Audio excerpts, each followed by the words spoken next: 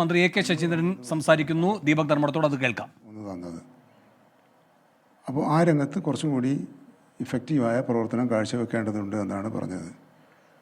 രണ്ടാമത് അദ്ദേഹം പറഞ്ഞത് ഈ ചാലിയാർ ചെന്ന് അവസാനിക്കുന്നത്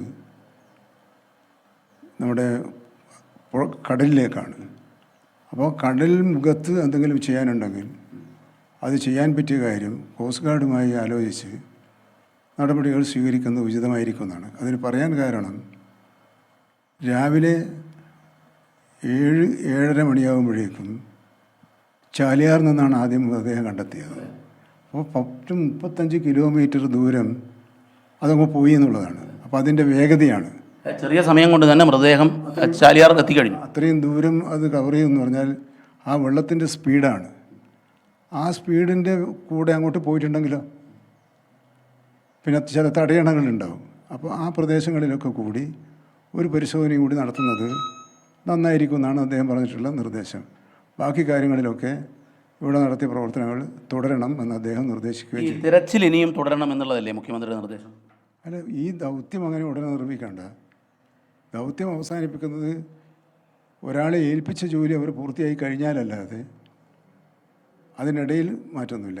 എന്നെ ഏൽപ്പിച്ച ജോലി ഞാൻ നിർവഹിച്ചു കഴിഞ്ഞു, ഇനി എനിക്കൊന്നും ചെയ്യാനില്ല എന്ന് ഞാൻ റിപ്പോർട്ട് ചെയ്ത് കഴിഞ്ഞാൽ ചീഫ് സെക്രട്ടറി അത് പരിശോധിച്ചിട്ട് അത് വേണോ വേണ്ടതെന്ന് തീരുമാനിക്കുന്ന ഒരു സമ്പ്രദായത്തിലേക്ക് പോകണം. ആ നിലക്കുള്ള കാര്യങ്ങൾ ചെയ്താൽ മതി എന്ന് പറഞ്ഞിട്ടുണ്ട്. ഈ പുനരധിവാസം ഒരു വലിയ പ്രശ്നമാണ്. കാരണം കേരളം ഇന്നോളം കണ്ടിട്ടില്ലാത്ത വലിയ ദുരന്തമാണ് നമ്മൾ ഏറ്റുവാങ്ങിയത്. പുനരധിവാസത്തെക്കുറിച്ച് എന്താണ് മുഖ്യമന്ത്രി നിർദ്ദേശം? അല്ല, അത് അദ്ദേഹം തന്നെ വ്യക്തമാക്കിയിട്ടുണ്ട്. ഒരു സമഗ്രമായ ഒരു പാക്കേജ് തയ്യാറാക്കി അതിൽ മുൻഗണന അദ്ദേഹത്തിൻ്റെ മനസ്സിലുള്ളത് ഒരു ടൗൺഷിപ്പ് ഉണ്ടാക്കുക എന്നുള്ളതാണ്. അപ്പോൾ അത്തരത്തിലുള്ള ടൗൺഷിപ്പ് ഉണ്ടാക്കുന്നതിലേക്ക് ആവശ്യമായ സഹായങ്ങൾ എന്താണോ അത് അഭ്യർത്ഥിച്ചുകൊണ്ടും സമാഹരിച്ചുകൊണ്ടുമുള്ള ഒരു സംവിധാനത്തിനെക്കുറിച്ചാണ് അദ്ദേഹം പോകുന്നത്.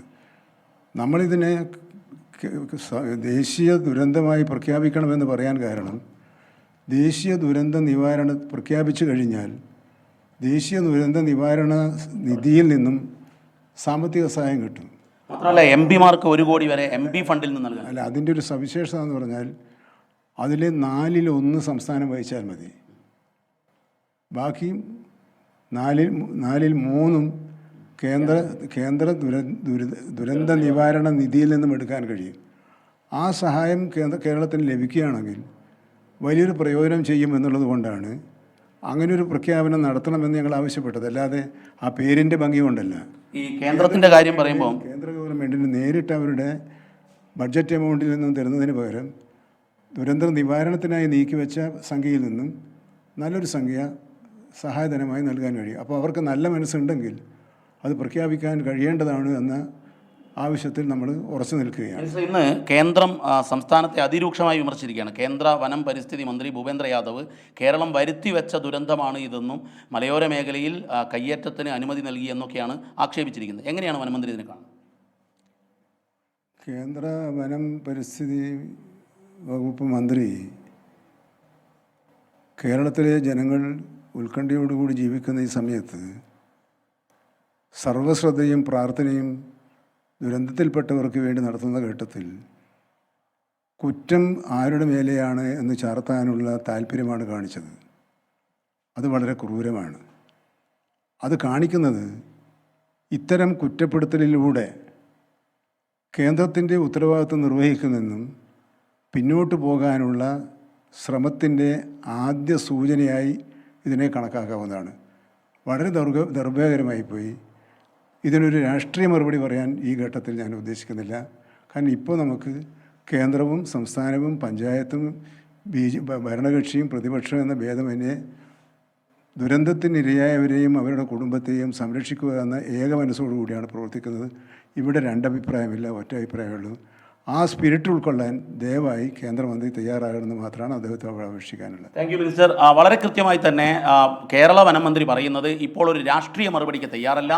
രാജ്യമാകെ, കേരളമാകെ, ലോകമാകെ ഈ ദുരന്തത്തെ നേരിടാൻ ഒറ്റക്കെട്ടായി നിൽക്കുമ്പോൾ കുറ്റപ്പെടുത്തുന്നത് ക്രൂരമാണ്. അതിൽ നിന്നും കേന്ദ്ര വനം പരിസ്ഥിതി മന്ത്രി പിന്മാറണം. കേന്ദ്രത്തിന്റെ ഉത്തരവാദിത്വം നിറവേറ്റുന്നതിൽ നിന്നും ഒളിച്ചോടാൻ വേണ്ടിയുള്ള ഒരു നീക്കമായി ഇത് മാറരുത് എന്ന അഭ്യർത്ഥനയാണ് കേരള വനം മന്ത്രി എ കെ ശശീന്ദ്രൻ മുന്നോട്ട് വെച്ചിരിക്കുന്നത്. ഏതായാലും മുഖ്യമന്ത്രിയുടെ നേതൃത്വത്തിൽ ഉപസമിതി യോഗത്തിൽ എടുത്തിരിക്കുന്ന തീരുമാനങ്ങൾ വിശദീകരിക്കായിരുന്നു എ കെ ശശീന്ദ്രൻ 24-നോട്. വളരെ പ്രധാനപ്പെട്ട ഒരു തീരുമാനമെടുത്തിരിക്കുന്നത് ചാലിയാർ അവസാനിക്കുന്ന കടൽമുഖത്ത് ഇനിയും മൃതദേഹങ്ങളോ മൃതദേഹാവശിഷ്ടങ്ങളോ ഉണ്ടോ എന്നത് തിരയുക എന്ന തീരുമാനത്തിലേക്ക് ഉപസമിതി യോഗം എത്തിയിട്ടുണ്ട്. അതിനായി കോസ്റ്റ് ഗാർഡിന്റെ സഹായം തേടാൻ തീരുമാനിച്ചിട്ടുണ്ട്.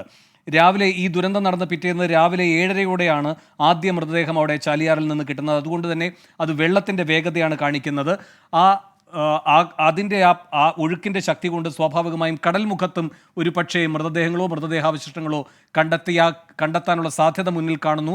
അതുകൊണ്ടാണ് കോസ്റ്റ് ഗാർഡിൻ്റെ സഹായം തേടാൻ തീരുമാനിച്ചിരിക്കുന്നത്. പിന്നെ തടയണകൾ ധാരാളമുണ്ട് ആ മേഖലയിൽ, അവിടെയും പരിശോധന നടത്താൻ തീരുമാനിച്ചിട്ടുണ്ട്. ഭൂപേന്ദ്ര യാദവിന് കൃത്യമായ രാഷ്ട്രീയ മറുപടിയും വനമന്ത്രി എ കെ ശശീന്ദ്രൻ നൽകിയിട്ടുണ്ട്. കുറ്റം ചാർത്താനുള്ള താല്പര്യം കാണിച്ച കേന്ദ്രമന്ത്രിയുടെ നടപടി ക്രൂരമാണ് എന്നാണ് എ കെ ശശീന്ദ്രൻ പ്രതികരിച്ചത്.